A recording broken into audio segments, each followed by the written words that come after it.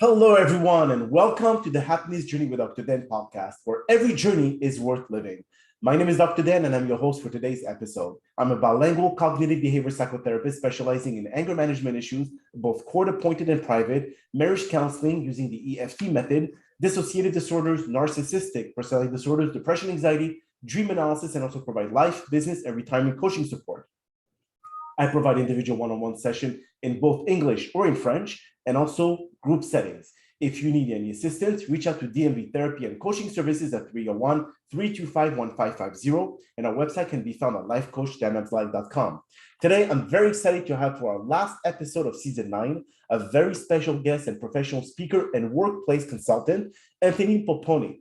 And just like every of my past episode, I will leave it up to the guests to properly introduce themselves, as no one can do a better job. Anthony, the floor is yours.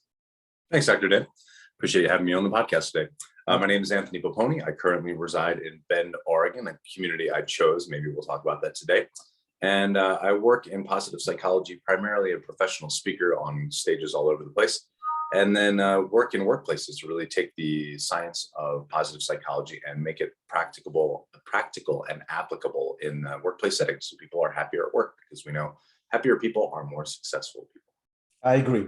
So you like George Clooney, Up in the Air, where he deals with people who are toxic employees and then he has to fire them? Well, I make the joke about, I am Italian, and so I have ways and means for removing toxic people.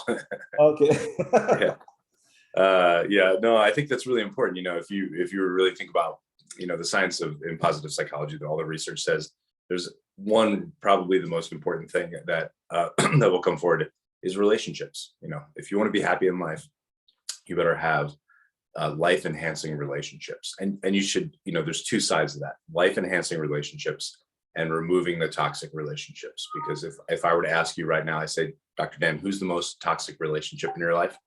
Somebody pops in your head usually pretty quickly. Yes. And that can be really debilitating, and that can be really harmful. And everything that we talk about today, you have to think about your life kind of in three phases of, like, there's a community part of you, like who you are out in the world, wherever you live, who you are in your home, and then who you are in your workplace. And how those days go and all of those aspects all play together, and you can't act like they don't. And so, I pay a lot of attention to, like, well, if we make people happy at work, then they're going to be happier at home. And if we make them happy at home, if they live in a community that fires them up and lights them up, that bleeds into everything else. And so it's a big focus of getting people to pay attention to those patterns where things are intermingled. So does it all have to work in synergy, all three of them? When you talk about relationship at home, at work, etc., for you to reach happiness? Or you can have somewhat, because obviously, if let's say you have a member of your family that's toxic and you have to deal with them on a day-to-day basis, that's very hard to be able to get away from it. So how do you manage that? Yeah, that's really tough. Our brains like it when we have an issue to solve and we're working towards solving it. And what's really hard for us is when there is either uncertainty and things are so dynamic that it's not stable enough for us to pick a path forward. Or if it's something that we've tried really hard on, and tried really hard on working on a relationship, really hard. If it's a family member, how do you excise someone from your family? It's really hard to do. But you have to kind of let that go. And that's basically, like, if you can get to a point of just saying, I'm not going to fix that relationship's always going to be hard, and I'm going to be okay with it. That's kind of the relief you can give yourself in that situation. It's not perfect, and nothing about happiness is perfect, and nothing about happiness is finite, and nothing about or concrete. I think I'm always paying attention to what's the dynamic of my life that's really good, what's the dynamic that's really weak. And I use an activity. I use a little worksheet with my clients. It's called the Pillars of a Balanced Life, that comes from positive psychology. And it looks at our lives kind of in 8 aspects, like fun and play, social life, romantic life, your career, your health and fitness, your financial security. And I look at all of those as sort of like batteries in a device. If my laptop battery dies, there's only one battery, and then this conversation doesn't happen. But if I have multiple sources of power to power that, or think about any of your devices that have little AAA batteries in them. If there's more of those in there, then if one of those batteries fails, the rest of the batteries can carry things. That doesn't mean you should ignore the battery that's not doing well. It means you should take that out and replace that. or fix that battery or charge that battery back up. And in our lives, if we have things that are going really well, they can buoy us through those other times that are those things that are not great. And some of those things are real easy to fix, and some of those things are harder, bigger decisions, and we have to pay attention to that.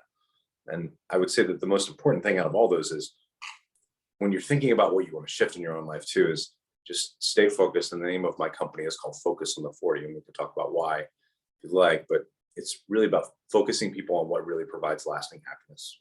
I think that there's a lot of efforts out there to control us through materialism and those things that don't really provide us the happiness that we think they will provide us with. We adapt. Now, do you feel, Anthony, that if, let's say, everyone has a more of a proactive mind instead of reactive mind, it will remove the ingredient of stress in their lives, which means that if you are, like you said about the battery, if you have other batteries available at your right beside you, if let's say one dies, you could immediately replace the other one. So you were proactive about thinking about it. And then that reduced the stress of being shut down by your laptop because the battery died. So do you think that everyone has to think about plan B, plan C, plan D when they do anything in life to be able to avoid feeling the stress or not be able to handle a certain situation? Yeah, I think that's a really great proactive versus reactive. And yes, as much as possible, right? And so if there's things that you can do in your life to just, like if you can identify the stressor, work backwards from how that started, it's probably very helpful. For some people struggling with money, like if that's a constant thing on your brain, how do you fix that? And then, your brain's going to move on to other things as a source of stress. But like, how do you get, resolve that one thing by being proactive about like just fixing that and getting ahead of it? The other thing too is, the honoring kind of what we can and cannot control. I think we would all like our lives to be like, it would feel a little more comfortable. And I don't know that we would truly like it over time if our life was easy. Like we got up and all the food we needed to eat was in our house and we weren't missing the one ingredient. And then we had our nice meal and the kids got up on time and none of the kids were sick and the spouse was doing great. And, and you go to work and just I'm just going to work and I'm just doing my job. And, with one of my clients, they were like, we have a very skilled set of people. And instead of doing the proactive work that we would like to be doing about serving our people better, we're reactive all day long, just putting out fires. And so they recognize kind of in their own culture, not in their own culture, but what they needed out of the people at the second tier in that company was they needed stronger leadership so that those people could step up and there'd be less fires to put out and more kind of individual leadership and autonomy at that level. So yeah, I agree with you 100% on that. I think the other thing I would add to that is we have to quit thinking we control everything. Like that, the locus of control is much smaller, the sphere of influence, the sphere we control, the sphere of influence, and then the outside world, those spheres get bigger and there's more stuff as you go out that we just can't control. And you can spend all day long, worrying and wallowing in those areas. And it's not going to do anything. You're not going to do anything to change it. And all it's going to do is change you. It's thinking those thoughts are just, it's poisoning yourself and it doesn't do anything for the rest of the world. So when you go and do presentation about the science of positive psychology, obviously happiness means different to all of us. Some people may want to be as wealthy as Elon Musk. Others would like to be able to have a healthier life. Others would like to have this or that, whatever, either materialism or not. But again, it's very personalized. So it's very hard to be able to kind of like discuss about something that is just so broad that it covers basically just little tidbits of everyone in the room. Yeah, that would be happy for me, or I would be happy if I have this or that. So it's a very complex science, the science of happiness. So how do you try to narrow down in layman's term so everyone can actually understand and capture the core message of your speech? Yeah, it's a really good question. And I'm going to approach it in two ways. The definition of happiness is really important, right? And so even in positive psychology, we use the term subjective well-being, and or affective style. Because when I think of happiness, at least for me, the definition of happiness, I think about the highest moments. If life is on a scale of -10 to +10, -10 is depression, anxiety, the bad places that we don't want people to go. And 10 is the elation and joy and the highest of high moments. I just had two friends in town this past weekend. And we went out and we were just having a great time. Just, three guys kicking around in town. I was showing off the community I lived in. And we just had the best time. And in that moment, I was like, oh, this is just really fantastic. And in my mind, I was like, and this won't last forever. And that's completely okay.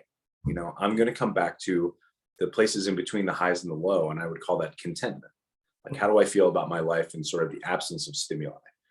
And so I think that's part of it, is that, how do you trigger more of the good stuff in your life, and how do you get out of the low points in your life as quickly as you can, recognizing that they come, and so where do you build resilience, and how do you have grit, and how do you, resolve those issues and recognize the patterns when you're in those valleys instead of on those high points.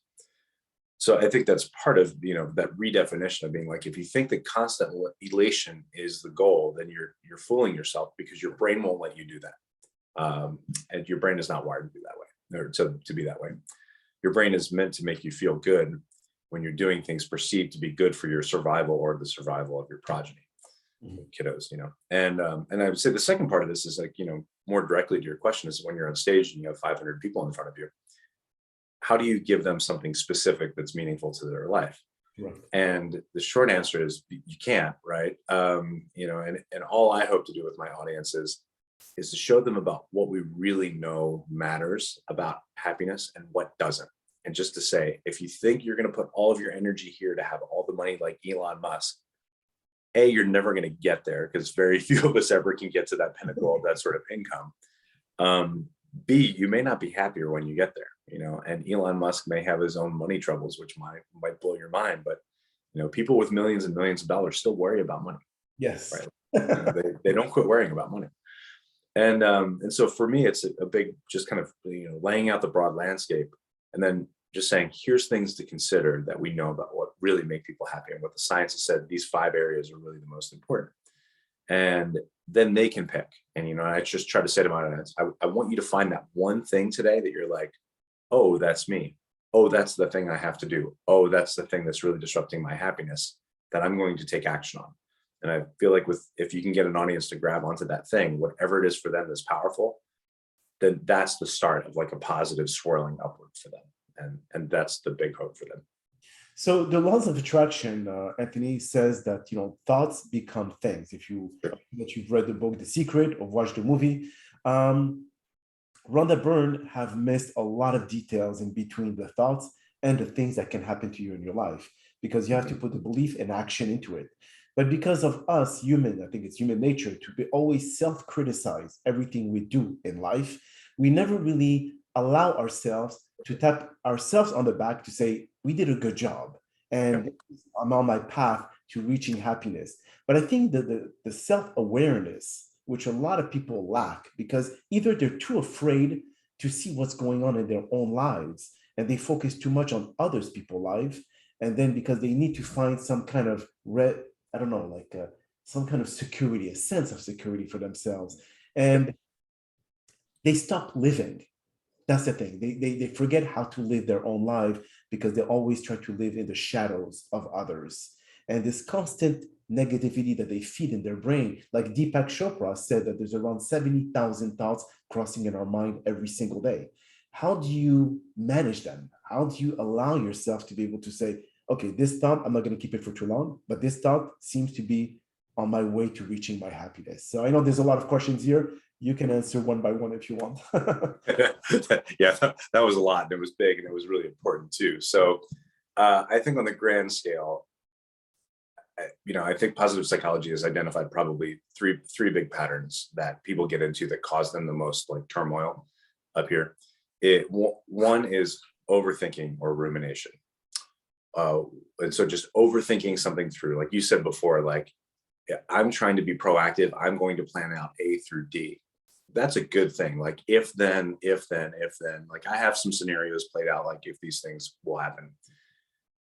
If you go too far with that and you plan out scenario A 270 subsection C, then you're stuck on your couch because you can never leave because you're worried about the scenario that you haven't solved. That's a form of self-sabotage, right? And so the thinking is important. And the ability for this brain to process scenarios and take in data and think through and live through those experiences before they happen help us sort of predict potential outcomes. That's really valuable to be like, oh, if I did this, this, and this, and then that person does this, then this. Okay. Oh, I don't want to do that. That's not the path to go down, right? So you can kind of role play in your own mind. It's valuable to a point. You have to recognize when you've gotten beyond the point of when it's valuable. The other one is catastrophization. So what's the worst thing that could happen in that scenario, and acting like that's the most likely scenario. So, oh, I made one mistake and I said a word really wrong on the podcast today, and Dr. Dan's not even going to air this podcast, or he's going to tell everybody out there that I'm not worthy of being a podcast host. And then because that happened, then nobody's going to host me on podcasts. And then if somebody's going to find this podcast, and then they're not going to hire me as a speaker, and I'm never going to be able to get to do this again. Like, where did that all come from? And yes. yeah, and so we can go down those paths, especially when we're, stimulated. And the third one is social comparison, and it's probably the most painful. And, the human mind deals really, puts a lot of emphasis on physical threats. Do I have food? Do I have water? Do I have safety? Do I have, shelter? Once those are resolved, our brains shift over and look at social threats as just as important, because we as human beings are very social. These brains formed, and evolved to function in groups and tribes, that kept us alive. Those tribes are important to our daily survival. And so we don't want to get kicked out of the tribe. And so if social comparison says that person is driving that car, and if I want to stay in that tribe and be friends with those people, I better own that car. Okay, like you can keep doing that forever. And the phrase that I love is TIABB, is there is always a bigger boat, and the story of this is, seeing these yachts lined up. And you could look at the yacht and the smallest one in there, and you and I would be like, that would be amazing. That thing is 50 feet long. It has all the accoutrements. I don't even have enough friends to fill that boat. And then you look down the line, and then there's one that's 100 foot long and 250 foot long. And there's one that's 50 million, and there's one that's 100, Your brain will always want you to do that. That's your brain chasing resources, and your brain will not stop chasing resources until you kind of tell it to stop. So I think that's a big, part of all that. And then I think you might have to ask your other question, because we went down a rabbit hole for a minute, but it was a good rabbit hole, I think. Well, okay, so let's discuss about the limiting beliefs that many people have. Okay, so let's say someone is on like you go and present your speeches and all that, but yet they always, I think that goes with the self-criticism, but they always think that I have failed starting businesses, I have failed in my relationship, I have failed in that, etc. Now, how can you circumvent this mindset of someone who has experiences? You cannot deny his experiences, but tell him that reboot your brain, think differently. Yeah, easier said than done, Anthony. But how do they put this into practice? Well, you keep asking really good, complicated questions. I like it. It's fun. A lot of people told me the same thing. They got like, geez, is he doing this on purpose? No, it's but it's the human experience, right? Like, you're really capturing like what we're all kind of, what you just said was, when you were talking about that, I was like, well, yeah, that's my life, and that's the thing that I think we all have to pay attention to, is that this perfect Instagram story that somebody's putting out there is not their true story, unless they are fully happy all the time. And then I question the validity of that. Right? Me too. Because I worry about those people being on a precipice. And I think all those lived experiences are incredibly valuable. They make life rich. They make life painful at the same time. Like, if you've never had your heart broken, then you don't know what it's like, and you're missing out on the beauty of some of the country songs out there. And like, there's nothing like sweeter than feeling love and then hearing songs again, and you're just like, oh, that's really beautiful. Like, I really get that now, when you're in touch with those things. And so we use this term emotional baggage all the time, and yes, we have emotional baggage. Some of it's negative, sure, and those negative patterns weigh really heavily on our brain, and let's come back to that. But we have positive emotional baggage too. Like, we've gotten to this point in our lives because we've been able to navigate the challenges that are in front of us. Many of us have experienced trauma. Many of us experienced setbacks. Many of us experienced failure. And we've dusted ourselves off and we've got back up. Now, the concern there about the negative emotions is that negative emotions weigh more heavily on us than positive emotions. Right. So positive emotions, literally, like when we feel good about something, it's a neurochemical. Our body says, here, feel good about the thing you just did. and then it metabolizes and it goes away. Call it 20 minutes, right? I went to an amazing comedy show this weekend. And I left there and relived the experience. There's some tools in there to get more out of that positive emotion by using nostalgia and reflecting and sharing that experience with other people. But eventually I move away from that experience, right? And I come back to where I was, back to my set point and that contentment. But when we have those negative experiences, they stick with us longer. Yes. And they trigger us, and it turns on our limbic system, and our limbic system wants to stay on because it's saying, I'm keeping you alive, right? And so we also need to like interpret those messages from our brain and say, listen, thank you, limbic system. The bus honked its horn and I almost stepped out, and I would have been maimed or killed had I stepped out, but I didn't. And now we can like calm everybody down, And so recognizing the messages is important. And I think we need to recognize those messages for, 1 second, like, thank you. I heard the horn. I step back. I'm safe. Let's move on, And it's hard because those messages, those cortisol kind of, fear-induced messages are really powerful, and they can stick with us for a couple of hours, depending on the intensity. And if they happen early in our childhood, then they can be deeply rooted for us, right? Or if they happen in our teen years, or if it's something that's, severely emotionally crippling. Like I had a really, in 2008, 2009, when we had the financial collapse there, that was exceptionally stressful for me. I owned 4 businesses in 3 different states, all relying on discretionary income, and discretionary income went away. It ruined my body, it ruined my psyche for a while, and it took a while to repair those things. And now I know that. And now I know what my life is like now. And if I can go relive those, I can be like, oh, this life I have now in this moment is so much better than that. Mm-hmm. Now, that was 13 years apart. I'm not telling you to suffer for 13 years, and I didn't suffer for 13 years.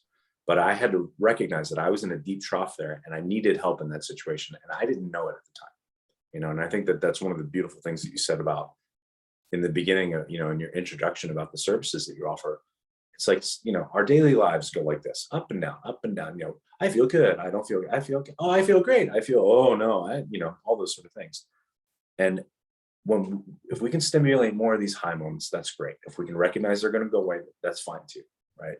But if we can recognize like, this is a dip and I'm in a low spot. Why am I here? Oh, I'm stressed out because of, oh, okay. Now that I understand that, I can get back up here to where I was at my level of contentment.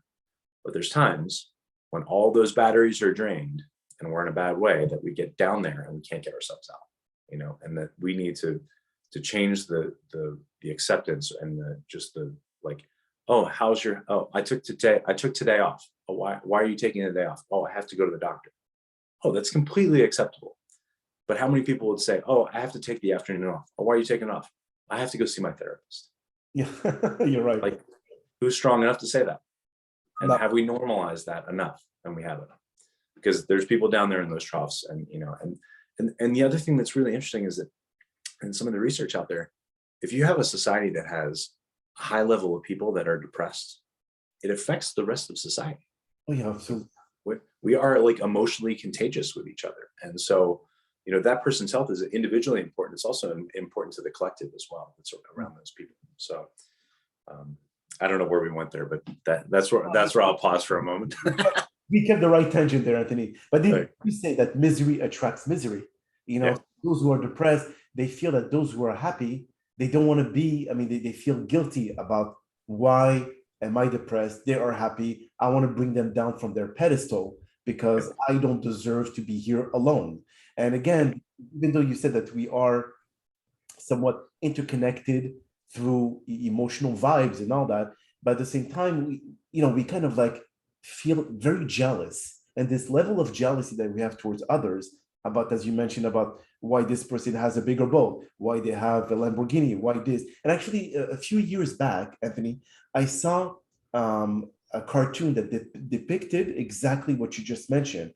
There was a guy on a bicycle, a guy on a wheelchair looking at someone that was walking, said, wow, he's walking, I'm on a wheelchair. The wheelchair was looking at someone who was on a bicycle, said, wow, he has a bicycle, I have to walk. That's unfair. The bicycle was looking at someone who has a car. Oh, wow, he has a beautiful car. Then, etc. It then went on and on. So that we always look at what is around us.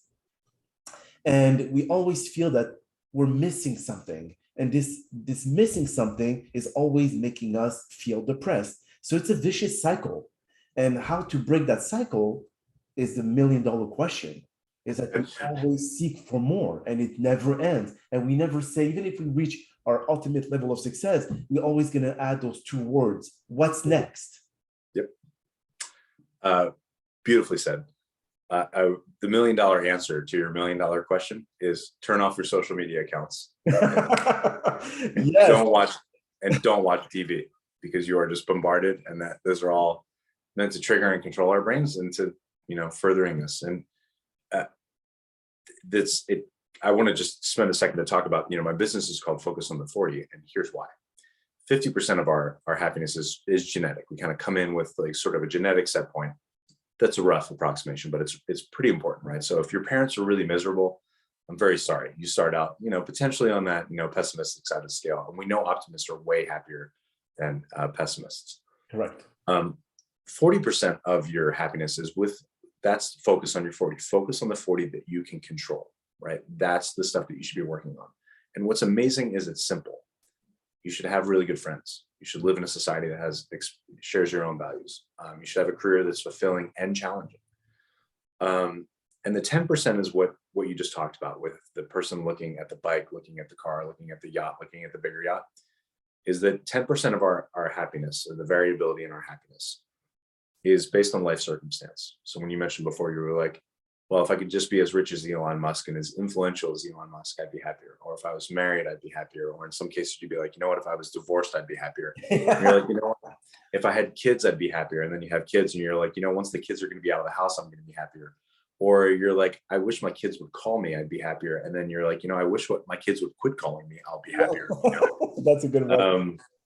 I wish I had this job. I wish I had this money. I wish I was a different sex. I wish I was a different race. I wish I lived in a different country.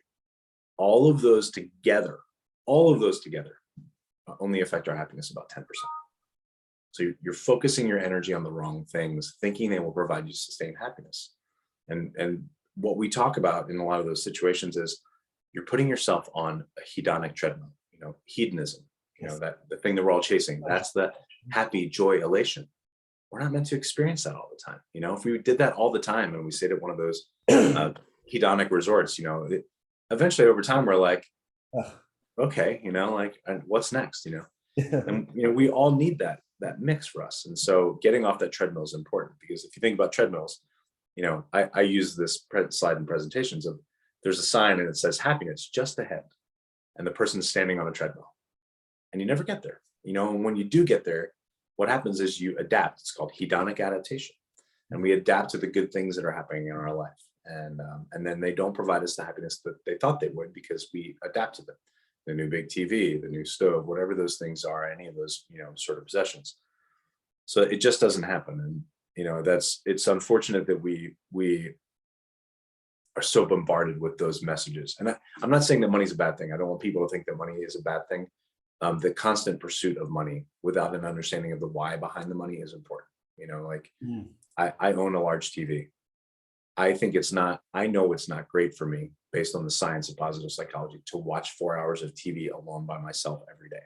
Yeah. It's not going to make me happy. For some people, it really may. So I don't want to say that that's not for everybody, but I'm more on the extroverted side of the scale. And I know I need to pay attention to that. Now, having a big TV so that I can use that big TV to throw a party and have people over and watch a football game or a hockey game or whatever that is, that social connection, that's super, super important to the human brain. And so, paying attention to those things is important. So how can our listeners, or even organizations who wants to hire you, how can they find you, Anthony? Well, I'm a raging narcissist, so my website is my name, anthonypoponi.com. And I'm on all the social media channels, LinkedIn and Facebook, but I'm not on Instagram because I don't take good photos. Well, Anthony, that is all the time that we have for today's podcast. I really do appreciate you taking the time out of your very busy schedule to join us. And thank you again for participating and inspiring our many listeners with your extensive knowledge. Now, we hope that you've all enjoyed today's episode, and I'm very excited about the many upcoming guests that we have scheduled for season 10 of the Happiness Journey podcast, filled with inspirational stories just like the one that you're listening to today. Here are some concluding words of wisdom. Zig Ziglar once said, "You can have everything in life you want if you will just help others people get what they want." That holds true, especially when you lend a hand to someone who is down and struggling to get up. We must pave the path to others who are also motivated to reach success by guiding them properly and teaching them what we have learned throughout our personal journey to wealth. They deserve the experience the same. There's so much abundance out there that every single person on earth can live comfortably. Putting the laws of attraction at work, you can start thinking positively about your goals and dreams, putting the action and beliefs so you can experience happiness. Helping others along the way can amplify that level of joy and continue paying it forward. My name is Dr. Dan Amzallag, and you may all keep pursuing your amazing journey in life.